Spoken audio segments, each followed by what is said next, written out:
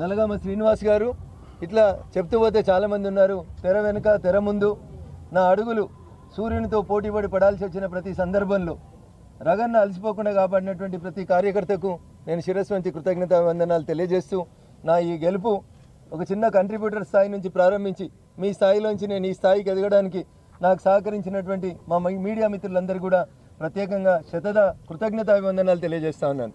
అన్న మీలోంచి వచ్చినవన్నీ మీకంటే కొంచెం ఒక అడుగు ముందుగా నాకు పార్టీ అవకాశాలు ఇస్తే మీరందరూ నిండు మనసుతో ఆశీర్వదించి మా అందరి గొంతుకగా రఘునందన్ నిలబడతాడని నన్ను గుర్తించి గౌరవించి యాజమాన్యాల ఎజెండాలు వేరే ఉన్నప్పటికీ కూడా రఘు అంటే మేమంటే రఘు అనుకొని నా గెలుపు లోపల పార్టిసిపేట్ అయినటువంటి ప్రతి జర్నలిస్ట్ మిత్రునికి ప్రత్యేకంగా కృతజ్ఞతా వందనాలు తెలియజేస్తా ఉన్నాను.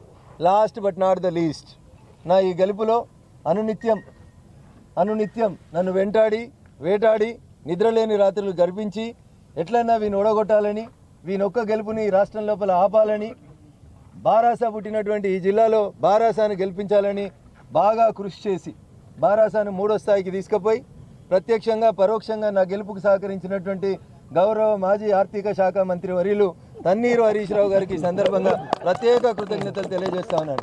జై హింద్, జై భారత్. నరేంద్ర మోడీ గారి నాయకత్వం. Thank you.